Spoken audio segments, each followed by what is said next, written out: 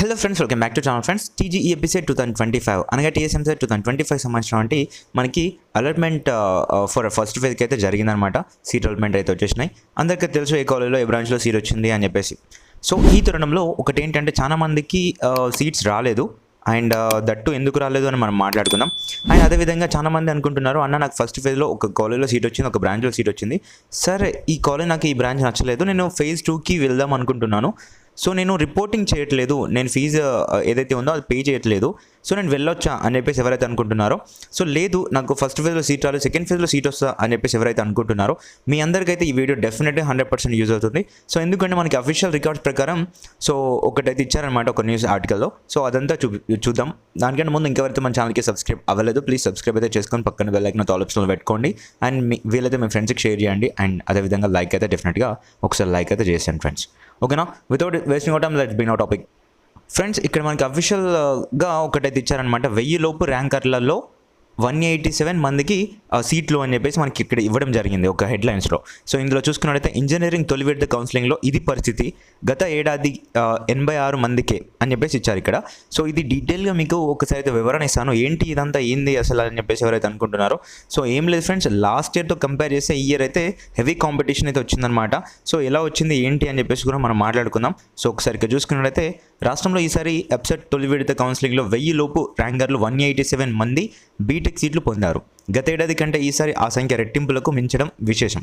గత విద్యా సంవత్సరం 2024-25 1000 లోపు ర్యాంకర్లలో కేవలం 86 మందికి సీట్లు లభించడం గమనార్హం. సో లాస్ట్ ఇయర్తో కంపేర్ చేస్తే లాస్ట్ ఇయర్ వచ్చేసి 2024-25 అకాడమిక్స్లో కేవలం 86 మెంబర్స్ ఎవరైతే టాప్ ర్యాంకర్స్ ఉన్నారో వాళ్ళు మాత్రమే జాయిన్ అయ్యారంట. వేరాజ్ ఈ ఇయర్ చూసుకున్నట్టయితే 2025-26 అకాడమిక్స్లో చూసుకున్నట్టయితే కనుక 187 మందికి గాను అంటే టాప్ ర్యాంకర్స్ ఎవరైతే ఉన్నారో వాళ్ళు జాయిన్ అవ్వడం జరిగిందనమాట. సో రాష్ట్రంలో బీటెక్ సీట్లకు ఈసారి ఉత్తమ ర్యాంకర్లు సైతం పోటీ పడ్డారని స్పష్టమవుతుంది. సో ఎస్, అఫ్ కోర్స్ మనకి ఎందుకంటే సో అర్థమవుతుంది ఇక్కడ లాస్ట్ ఇయర్తో కంపేర్ చేసి ఈ ఇయర్ 187 మెంబర్స్ పెరిగారు అంటే సో టాప్ ర్యాంకర్స్ ఎవరైతే ఉన్నారో వాళ్ళు కూడా ఇందులో పార్టిసిపేట్ చేస్తున్నారు అని చెప్పేసి మనకైతే అర్థమవుతుంది. అండ్ నెక్స్ట్, గత విద్యా సంవత్సరం వరకు ఏపీ విద్యార్థులకు కూడా 15% నాన్ లోకల్ కింద ప్రవేశం పొందేందుకు అవకాశం ఉండేది. 10,000 ర్యాంకర్లు 3,000 వరకు ఏపీ విద్యార్థులు ఉండేవారు. సో 10,000 ర్యాంకర్స్లో 3,000 పీపుల్ వరకు ఏపీ వాళ్ళు ఉండేవారంట. సో ఈసారి ప్రవేశాలకు అవకాశం లేకపోవడంతో వారు చాలా తక్కువ మంది పరీక్ష రాశారు. కౌన్సిలింగ్లో అసలే పాల్గొనలేదు. సో ఆఫ్ కోర్స్ ఎందుకంటే 100% ఆఫ్ సీట్స్ వచ్చేసి లోకల్ వాళ్ళతో ఫిల్ అవుతున్నాయి కాబట్టి, వేరేజ్ వాళ్ళు ఎగ్జామ్ రాసినప్పటికీ వాళ్ళైతే అసలుకే పార్టిసిపేట్ చేయలేదు అని చెప్పేసి మనకైతే స్పష్టమవుతుంది, మనకు తెలుసు కూడా. సో అండ్ అదేవిధంగా దాంతో 10,000 ర్యాంకర్లలో అందరూ రాష్ట్ర విద్యార్థులే కావడంతో ఎక్కువ మంది ఇక్కడి సీట్లకు పోటీ పడ్డారు అని ఎపిసెట్ ఏదైతే ఉందో ప్రవేశాల క్యాంపు అధికారి బి శ్రీనివాస్ విశ్లేషించారు.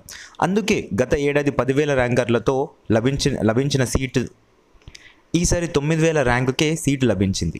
సో అంటే లాస్ట్ ఇయర్ చూసుకున్నట్లయితే మనకి నాన్ లోకల్ కోటా ఉండే, ఏపీ వాళ్ళు పార్టిసిపేట్ చేస్తుండే. అండ్ అదేవిధంగా సో ఆ ఇయర్ 10,000 ర్యాంక్తో పొందినటువంటి సీట్ ఈ ఇయర్ 9,000కే వస్తుంది అని చెప్పేసి అంటున్నారు. అంటే తగ్గింది, ఇక్కడ కాంపిటీషన్ అనేది పెరిగింది. ర్యాంక్ తగ్గింది అంటే కాంపిటీషన్ పెరిగినట్టే కదా. సో ఆ విధంగా అనమాట. ఇంకా అంతే, ఇక్కడ చూసుకున్నట్టయితే 10,000 లోపు 6,389 మెంబర్స్కి అని చెప్పేసి ఇచ్చారు. సో ఇదేంటి ఒకసారి మీకు విశ్లేషిస్తాను. ఏంటి అంటే ఒకటి క్లియర్ స్పష్టమవుతుంది ఫ్రెండ్స్. సో మనకి కాంపిటీషన్ అయితే హెవీగా ఉంది. సో సెకండ్ ఫేజ్కి ఎలా వెళ్ళాలి ఏంటి అని చెప్పేసి మనం కన్క్లూజన్ అయితే మాట్లాడుకుందాం. సో ఈసారి 10,000 లోపు ర్యాంకర్లలో 6,389 మెంబర్స్ సీట్లు దక్కాయి. అంటే 3,611 మెంబర్స్కి కౌన్సిలింగ్కు దూరంగా ఉన్నారని స్పష్టమవుతుంది. గత విద్యా సంవత్సరం 10,000 లోపు 4,853 మంది సీటు పొందారు. ఈసారి 5,000 లోపు ర్యాంకర్లో 2,710 మెంబర్స్కి సీట్లు అని చెప్పేసి సీట్లు పొందగా గత ఏడాది 1,908 మెంబర్స్కి సీట్లు లభించింది.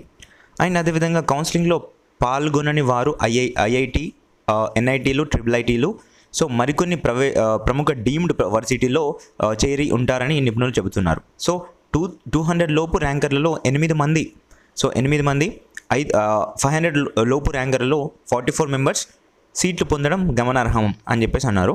సో సీట్లు పొందిన వారు ఫీజు చెల్లించి ఆన్లైన్లో సెల్ఫ్ రిపోర్టింగ్ ఎంతమంది చేస్తారని వేచి చూడాలి అని చెప్పేసి మనకైతే ఇక్కడ అంటున్నారు. ఎందుకంటే ఇప్పుడు మనకి NIT, IIIT, GFTSలో చాలా మంది అయితే జాయిన్ అయితే అవుతున్నారు. సో దాన్ని బట్టి మనకి ఇప్పుడు సెల్ఫ్ రిపోర్టింగ్ ఎంతమంది చేస్తారు ఏంటి అని చెప్పేసి లాస్ట్ డేట్ వచ్చేంత వరకు అయితే మనం వేచి చూడాలి అని చెప్పేసి అయితే అంటున్నారు. సో ఇక 10,000 లోపు ర్యాంకర్లో ప్రభుత్వం నుంచి పూర్తి ఫీజు రీఎంబర్స్మెంట్ వస్తున్నందున వారందరూ రెండో విడత కౌన్సిలింగ్ వరకు కొనసాగుతారని, ఆ తర్వాత ఒరిజినల్ TC ఇవ్వాల్సి ఉన్నందున అప్పుడు సీటు రద్దు చేసుకునే అవకాశం ఉండొచ్చని భావిస్తున్నారు. ఎస్ ఆఫ్ కోర్స్, ఎందుకంటే ఇప్పుడు సో 10,000 ర్యాంక్ ఎవరికైతే లోపల వచ్చిందో సో వాళ్ళందరూ ఫీజు రీఎంబర్స్మెంట్కి ఎలిజిబులే కాబట్టి సో వాళ్ళు చూస్తున్నారు మేబీ నాకు ఇప్పుడు IIIT, NIT అండ్ IITస్లో ఎక్కడొస్తుంది చూద్దాం, రాలేదు అని అనుకుంటే ఇందులో జాయిన్ అయిపోదాం, లేదు అందులో ఫీజు ఎక్కువ ఉంది సో అనేసి అనుకున్నా కానీ మనకి TS MCETలో జాయిన్ అవుదాం అని చెప్పేసి అనుకుంటున్నారు చాలా మెంబర్స్కి. వేరే సర్టిఫికేట్లు సబ్మిట్ చేసే టైంకి ఒరిజినల్ TC ఇవ్వమంటారు కదా, ఆ టైంలో మాత్రం వాళ్ళైతే సంకోచిస్తారు, లైక్ ఇవ్వరనమాట. సో అప్పుడు మనమైతే సెల్ఫ్ రిపోర్టింగ్ అందరు చేస్తారు, ఫీ పేమెంట్ అందరు చేస్తారు, కానీ TC అండ్ ఒరిజినల్ సర్టిఫికేట్స్ ఏవైతే ఉన్నాయో సో అవి ఇవ్వడానికి సంకోచించినప్పుడు అప్పుడు మనమైతే ఒరిజినల్ రిపోర్టింగ్ కింద మనమైతే పరిగణించాలన్నమాట. సో ఇక్కడ ఒకటి చూడండి ఫ్రెండ్స్, ర్యాంకుల పరిధి సీట్లు పొందిన విద్యార్థుల సంఖ్య తొలి విడతలో అని చెప్పేసి అంటున్నారు. సో లాస్ట్ ఇయర్ టు ఈ ఇయర్ కంపేర్ చేసుకున్నట్టుగా ఇక్కడ మనకి ఇచ్చారు ర్యాంక్ వైజ్గా. సో ఇది ర్యాంక్ అండ్ ఇది 2024లో సీట్లు పొందిన వారి సంఖ్య అండ్ ఈసారి 2025లో సీట్లు పొందిన వారి సంఖ్య. సో 0 to 100 ర్యాంక్ లోపు ఎవరికైతే వచ్చిందో సో 2024లో 1 people మాత్రమే ఉన్నారు, ఈ ఇయర్ 3 people ఉన్నారు. సో చూసుకోండి, ఒక్క సీట్ లాస్ట్ ఇయర్ వచ్చింది, సో ఒక్కటే వచ్చి ఉంటే ఈ ఇయర్ 3 వచ్చినాయి. సో 101 to 200 ర్యాంక్ లోపు 2024లో 1 member జాయిన్ అయిపోతే ఈ ఇయర్ 5 members జాయిన్ అయినారు. సో 201 to 500 ర్యాంక్ లోపు 10 members లాస్ట్ ఇయర్ జాయిన్ అయితే ఈ ఇయర్ 36 members వరకు జాయిన్ అయినారు. సో 501 to 1000 లోపు ర్యాంక్ వాళ్ళు 74 people లాస్ట్ ఇయర్ జాయిన్ అయితే 143 people అంటగా చూసుకున్నట్టయితే మనకి డబుల్ అయిపోయినది ఇక్కడ సంఖ్య వచ్చేసి 143 people అయితే జాయిన్ అయినారు. సో అండ్ నెక్స్ట్ అదేవిధంగా 1001 to 5000 లోపు వాళ్ళకి చూసుకున్నట్లయితే 1822 people అయితే లాస్ట్ ఇయర్ జాయిన్ అవ్వగా ఈ ఇయర్ 2523 people జాయిన్ అయినారు. అండ్ అదేవిధంగా 5000 to 10,000 లోపు 2945 people లాస్ట్ ఇయర్ జాయిన్ అయితే ఈ ఇయర్ 3679 people వరకు జాయిన్ అయినారు. అండ్ ఈ విధంగా చూసుకున్నట్లయితే మనకి టోటల్గా ఈ విధంగా అయితే ఉందన్నమాట. మీరు లాస్ట్ వరకు చూసుకున్నట్లయితే మనకి ఇక్కడ చూసుకోండి, సో 1,50,001 ర్యాంక్ టు చివరి ర్యాంక్ వరకు లాస్ట్ ఇయర్ 9,150 members జాయిన్ అయితే ఈ ఇయర్ చూసుకున్నట్టయితే 739 people వరకు అయితే జాయిన్ అయినారు. సో ఈ ర్యాంక్ ఏదైతే 1,50,000 ఎబో ఉన్న ర్యాంక్ వాళ్ళు చెప్తున్నాను, ఓకేనా. సో ఇదన్నమాట విషయం ఫ్రెండ్స్. ఒకటి ఏంటి అంటే నేను చెప్పేది ఏంటంటే కన్క్లూజన్ ఏంటి అన్న మొత్తంగా మాట్లాడుకున్నట్టయితే ఒకటి ఫ్రెండ్స్, సో ప్రతి ఒక్కరు ఎవరైతే సెకండ్ ఫేజ్కి వెళ్దాం అనేసి అనుకుంటున్నారో సో మీరు సెకండ్ ఫేజ్కి వెళ్ళొచ్చు. దట్ టు వన్ రిపోర్టింగ్ ఇప్పుడు ఏ కాలేజీలో వచ్చినా పర్లేదు, సెల్ఫ్ రిపోర్టింగ్ చేసిన తర్వాతే సెకండ్ ఫేజ్కి వెళ్ళండి. సో లేని ఏడల మళ్ళీ మీరు బాధపడాల్సి వస్తుంది. సో ఓకేనా, ఎందుకంటే సీట్లు మేబీ ఉండకపోవచ్చు, సో లేదంటే కొన్ని కారణాల వల్ల సో ఇక్కడ ఎవరైతే టాప్ ర్యాంకర్స్ ఉన్నారో వీళ్ళు ఇక్కడే జాయిన్ అయిపోవచ్చు, దెన్ సో అది ఇబ్బంది అవుతుంది. So and second phase and first ఫేజ్లో సీట్ రాలేదు, సెకండ్ ఫేజ్కి వెళ్దాం అనుకుంటున్నాం అన్న, సో మాకు టాప్ కాలేజీలు ఉంటాయా అని చెప్పేసి ఎవరైతే అనుకుంటున్నారో సో ఇప్పటివరకు మనకు ఉన్నటువంటి డేటా ప్రకారం అయితే టాప్ కాలేజ్ అయితే ఉంటాయి డెఫినెట్గా, బట్ 100% ఉంటాయి. కానీ ఒకటి ఏంటంటే సో మీరు సెకండ్ ఫేజ్కి వెళ్ళేవారు ఎవరైతే ఉంటారో ఫస్ట్ ఫేజ్లో సీట్ రాని వాళ్ళు, సీట్ వచ్చిన వాళ్ళు కూడా సో మీరు ఆప్షన్స్ వచ్చేసి ఎక్కువగా పెట్టండి ఫ్రెండ్స్. ఎక్కువగా అంటే సో నాకు వచ్చింది 45,000 అన్న, నేను 30 కాలేజ్ పెట్టాను అని చెప్పేసి నిన్న కాల్ చేశారు ఒకతను, నాకు సీట్ రాలేదని చెప్పేసి. సో అలా కాదు ఫ్రెండ్స్, మీకు 45,000 ర్యాంక్ వచ్చినా 50,000 ర్యాంక్ వచ్చినా మీరు at least 200 to 300 and above colleges పెట్టుకోవాలి, ఐ మీన్ ఆప్షన్స్ పెట్టుకోవాలన్నమాట. సో మనకి ఒకటే కాలేజీలో మెనీ బ్రాంచెస్ అయితే ఉన్నాయి కదా, సో ఆ యొక్క బ్రాంచెస్ అయితే ఏం చేసుకోండి. సో ఎందుకంటే అందరికీ CSE రావాలని లేదు కదా, అందరికి ఉంటుంది కరెక్టే. ఫస్ట్ ఆప్షన్ పెట్టేసుకోండి, సెకండ్ ఆప్షన్ కోర్ బ్రాంచెస్ పెట్టేసుకోండి, ఓకేనా. సో ఆ విధంగా పెట్టేసుకుంటే మనం ఎందులో ఒక దాంట్లో వచ్చినా కానీ సేఫ్ సైడ్ ఉండొచ్చు. సో లేని ఏడలో మళ్ళీ మనం డిగ్రీ వైపు అటు ఇటు వెళ్ళాల్సి వస్తుంది. సో అందుకొరకు చెప్తున్నాను, సెకండ్ ఫేజ్కి ఎవరైతే వెళ్తున్నారో సో 100% మీరు ఆప్షన్స్ ఎక్కువ పెట్టండి సో డెఫినెట్గా ఆప్షన్స్ ఎక్కువ పెట్టకపోతే మళ్ళీ సీట్ రాదు, మళ్ళీ బాధపడతారు.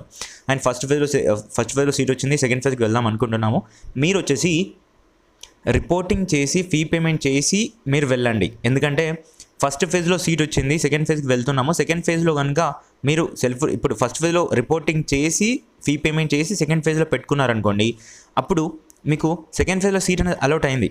సో అప్పుడు ఆటోమేటిక్గా ఫస్ట్ ఫేజ్లో వచ్చిన సీట్ క్యాన్సిల్ అవుతుంది. అండ్ సెకండ్ ఫేజ్లో సీట్ అనేది అలర్ట్ అవ్వలేదు. సో ఫస్ట్ ఫేజ్లో మీరు అలా రిపోర్టింగ్ చేశారు కాబట్టి సో ఆ సీట్ అలానే ఉంటుంది. సో మీరు ఫీజు పేమెంట్ చేసినా నాకు సెకండ్ ఫేజ్లో సీట్ నచ్చలేదు, సో నేను వెనకాలకి వెళ్తాను, వేరే అంటే ఫస్ట్ ఫేజ్లో వచ్చిన సీట్కి వెళ్తాను, నేను ఫీ పేమెంట్ చేశాను, సెల్ఫ్ రిపోర్టింగ్ చేస్తాను ఫస్ట్ ఫేజ్లో అన్నా కానీ సో మీకు ఫస్ట్ ఫేజ్కి వెళ్ళడానికి ఛాన్స్ ఉండదు. ఒక్కసారి సెకండ్ ఫేజ్లో సీట్ అనేది అలౌట్ అవుతే డెఫినెట్గా అందులోనే చచ్చుకుంటూ మనం చదవాల్సిందే. సో అందుకొరకే ఆప్షన్ ఎలా పెట్టాలి, మీకు కావాల్సినటువంటి కాలేజెస్ అండ్ కావాల్సినటువంటి బ్రాంచెస్ మాత్రమే పెట్టాలి. సో 10/10 అండ్ 20/20 ఆప్షన్స్ మాత్రమే పెట్టాలి. ఎవరికైతే ఫస్ట్ ఫేజ్లో సీట్ వచ్చింది, కాలేజ్ నచ్చింది, నచ్చలేదు, సో నేను సెకండ్ ఫేజ్లో ఒక మంచి కాలేజ్ మాత్రం పెట్టుకుంటాను అని చెప్పేసి అనుకున్న వాళ్ళు, సో వాళ్ళకి చెప్తున్నాను. ఓకేనా? సో ఐ హోప్ మీకైతే అర్థమైందని చెప్పేసి నేనైతే అనుకుంటున్నాను. సో ఈ వీడియో మీకు ఇన్ఫర్మేటివ్ అనిపిస్తే ప్లీజ్ లైక్ అయితే చేసి మీ ఫ్రెండ్స్కి అయితే షేర్ అయితే చేయండి. For more updates please subscribe.